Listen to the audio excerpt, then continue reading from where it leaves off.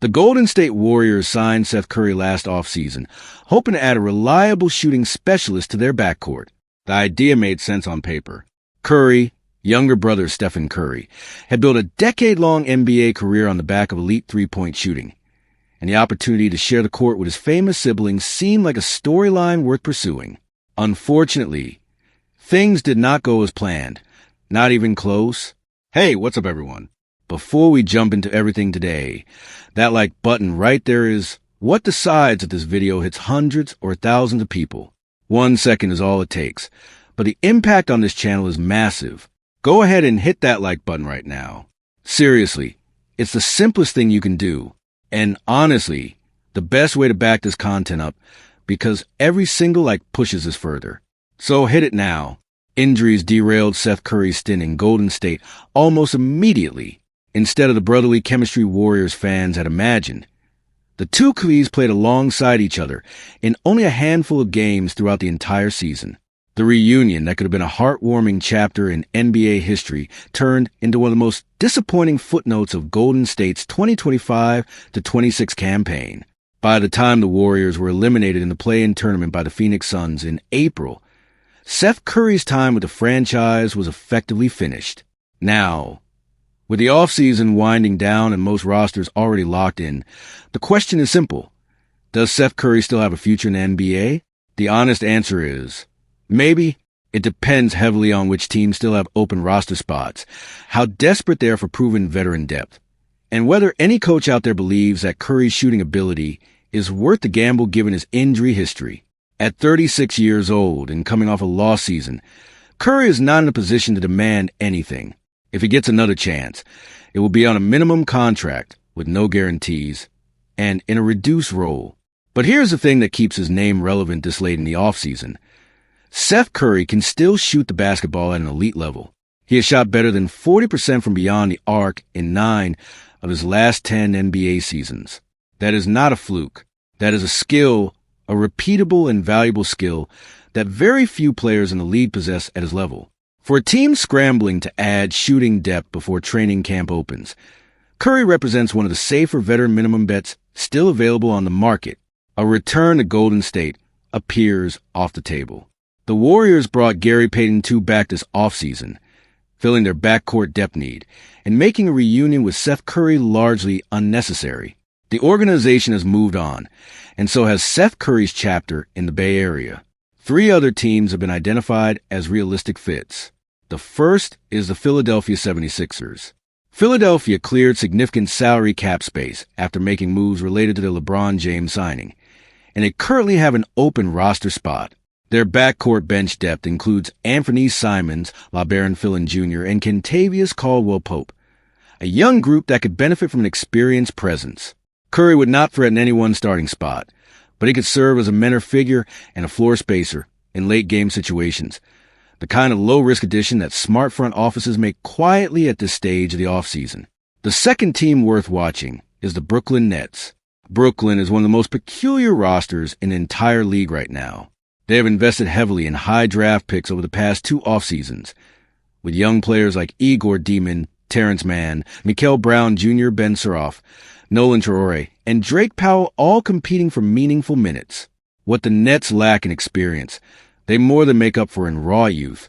A player like Curry would serve primarily as a veteran anchor in that locker room, someone who has been through playoff runs, high-pressure moments, and franchise transitions. Brooklyn does not currently have an open roster spot, but if a consolidation trade happens between now and the start of the regular season, a Curry signing becomes a real possibility. The third option is the Miami Heat. Miami has more financial flexibility and roster space than either Philadelphia or Brooklyn, with 3 open spots still available heading into August. They also have a clear need in the backcourt after Bradley Beal returned to the Los Angeles Clippers. The Heat have approximately $10 million available before hitting the first apron threshold, which means a Curry signing would have to wait until more expensive targets are crossed off their list. But the fit is clean. Miami plays fast, values shooting, and under Eric Spoelstra has always been willing to get the most out of veterans who come in with something to prove. None of this is guaranteed. Curry could end up without a contract when training camps open. At this stage of the offseason, that is a real possibility for any player of his age without a team. But the skill set is legitimate. The market is thin for shooters of his caliber, and 3 franchises could realistically use exactly what he offers. For Warriors fans, the Seth Curry story ended quietly, without fanfare, without the reunion games they hoped for, and without a proper send-off. But in the NBA, careers rarely end on anyone's preferred terms. Seth Curry's story might not be finished just yet. Somewhere in this league, a roster spot and a corner three-pointer may still be waiting for him. Before he has played a single regular season minute in a Golden State Warriors uniform, rookie Axel Lendeborg is already making noise, and Warriors fans absolutely love it. Lendeborg, the 11th overall pick in the 2026 NBA draft, was recently live streaming while playing a video game when one of his viewers popped the question everyone wanted answered. Was he ready to go up against Dillon Brooks and the Phoenix Suns? The answer came fast, without hesitation, and without any diplomatic cushioning. I'm finna give Dillon Brooks belt, man. Stop playing bruh, Lendeborg said. That is exactly the kind of energy Warriors fans have been craving. Golden State has not exactly been overflowing with swagger in recent years. The dynasty era, built on Stephen Curry, championship rings, and a franchise culture that made opponents uncomfortable, has gradually given way to play-in tournament appearances and early exits. The Warriors were bounced from the play-in by the Phoenix Suns last season, making the Lendeborg comment land with even more weight. He is not just trash-talking into the void. He is targeting the very team that sent Golden State home. And he chose the perfect target. Dillon Brooks is one of the most universally disliked players in the entire league, particularly among Warrior supporters. His reputation was cemented during the 2022 playoffs when he delivered a dirty hit that broke Gary Payton II's elbow, an act that still burns in the collective memory of the Golden State fan base. More recently, Brooks landed an unpenalized shot on Stephen Curry last season, further cementing his status as enemy number 1 in the eyes of Warriors fans across the country and around the world. Brooks embraces the villain role without apology. He has built his entire brand around being the player that opponents despise and teammates appreciate. He agitates, he provokes, and he has the on-court ability to back it up on most nights. He is exactly the kind of player who can make a young rookie look foolish if that rookie comes in overconfident and underprepared. Which brings up the obvious counterpoint to Lendeborg's bold declaration. Talking is easy, delivering is hard. If the Suns come to Chase Center next season, and Brooks drops 25 points while Lendeborg struggles to stay in front of him, every word of that live stream clip will be replayed on social media. In the NBA, trash talk has a very short shelf life if it is not backed up by performance. The league has seen countless young players fire off bold predictions that ended up aging poorly by January. But here is the other side of that argument. If Lendeborg steps up in that moment, if he defends Brooks physically, competes hard, and makes life difficult for the Suns veteran, his reputation gets a massive boost before he has even established himself as a full NBA starter. Calling your shot and then delivering on it is one of the most powerful things a young player can do for his career narrative. Lendeborg already carries natural confidence. At the college level, he developed a reputation as a physical, high-energy forward willing to defend multiple positions and get under opponents' skin. That style of play makes the Brooks trash talk feel authentic rather than performative. He is not bluffing for attention. He genuinely believes he can handle the challenge, and that belief, earned through preparation and a strong competitive track record, is exactly what the Warriors need walking into a critical season. Lendeborg may not be the finished product yet. No rookie is. But a player who calls out Dillon Brooks without blinking before his first training camp, and actually sounds like he means every word of it, is a player who gives a franchise something it cannot manufacture: genuine competitive fire. The Suns' rivalry has new life. Lendeborg has planted his flag. Now the season needs to start so he can back it up on the hardwood, where it actually counts. Draymond Green, Golden State's veteran leader and one of the most vocal competitors in NBA history, reportedly has some concern about managing a young player as outspoken as Lendeborg.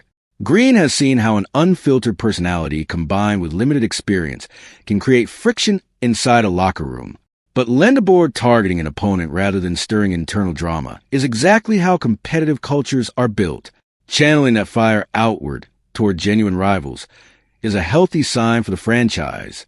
That is what real rivalry in professional basketball is supposed to feel like: personal, high stakes, and loaded with accountability. The Warriors needed someone to raise the temperature heading into next season. It looks like they found him at pick number 11. The Suns, Brooks included, have been warned. Now the basketball has to do the talking, and Lendeborg seems more than ready for that conversation to begin in October. Klay Thompson's NBA future remains unresolved. At this point in the offseason, the situation surrounding the 36-year-old shooting guard is growing more complicated by the day. The Dallas Mavericks have been attempting to trade Thompson for weeks, but no deal has come together. Meanwhile, the Miami Heat have emerged as the most aggressive suitor, and the Golden State Warriors, despite not being in the market to bring him back, have a very clear preference about where he ends up. According to Mark Stein of the Stein Line, the Heat are strongly hoping that Dallas will buy out Thompson's contract rather than continue holding out for a trade. A buyout would give Thompson the freedom to sign with any team willing to offer him a roster spot, and Miami has positioned itself as the most appealing landing spot. Thompson carries a salary of $17.4 million for the upcoming season, a number that makes a clean trade complicated for most teams. The buyout path would require Dallas to absorb the financial hit, but it would at least resolve a roster situation that has been lingering since the Luka Doncic trade shook up the entire Western Conference earlier this year. For the Warriors, none of this is about bringing Thompson home. That bridge has been crossed. Golden State moved on from Thompson when his contract with Dallas was signed, and the front office has since rebuilt its backcourt around different pieces. But the Warriors do have a rooting interest in how this plays out, and it has everything to do with the Los Angeles Lakers. In early August, The Athletic's Christian Clark reported that Thompson would welcome a return to Los Angeles, the city where he spent part of his childhood and where he still owns a home. That connection to Los Angeles is real, and it gives the Lakers a built-in advantage over other suitors in terms of personal appeal. However, making the basketball and financial side work is a different challenge altogether. To absorb Thompson's $17.4 million salary, Los Angeles would need to move Jared Vanderbilt, who is owed $12.4 million next season and holds a $13.3 million player option for the following year. That kind of flexibility is not easy to manufacture at this stage, and the Lakers have other offseason priorities, including their pursuit of Warriors' restricted free agent Jonathan Kuminga, that are consuming their attention and resources. The Lakers are not actively chasing Thompson the way Miami is, which is a meaningful distinction. Miami, on the other hand, has built something that could genuinely appeal to a player who said on a recent Twitch stream that he wants to compete for a championship. The Heat made one of the most stunning moves of the summer when they acquired Giannis Antetokounmpo, transforming themselves overnight from a rebuilding franchise into a legitimate Eastern Conference contender. Adding Thompson shooting off the bench to a lineup that now includes Giannis would be a genuine upgrade, the kind of role that could extend Thompson's career by keeping him out of the star's shadow while still giving him meaningful playoff minutes. That is the pitch Miami is making. They are not asking Thompson to carry anyone. They are offering him a supporting role on a team that could legitimately win a championship, and they are doing it in a city with a strong basketball culture and a coaching staff, led by Eric Spoelstra, that has a long track record of maximizing veterans in complementary roles.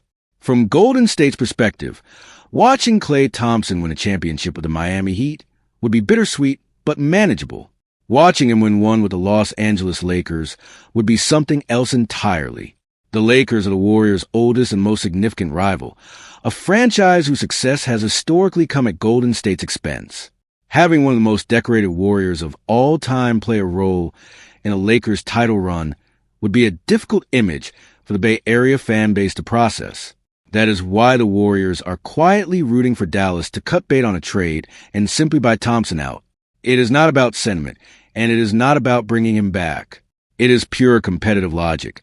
Of all the available outcomes, Thompson in Miami is the one that benefits Golden State the most, even if the Mavericks are the ones making that outcome possible without any awareness of or interest in helping their former Western Conference rivals. The situation is expected to resolve before training camps open. Whether Dallas trades and buys him out or finds a creative third option, Thompson's next chapter will be written soon. Warriors fans know where they want that chapter set, and it is not in Los Angeles. The question of where Thompson plays next is not just logistical. It carries real emotional weight for a large portion of the NBA fan base, Warriors supporters included. Miami would give him a winning environment and the opportunity to compete for something real alongside one of the league's best players. Whether the Mavericks ultimately choose to make that path available is entirely up to Dallas. But Golden State will be watching closely, hoping that for once, their old rivals in Texas do them an unintentional favor.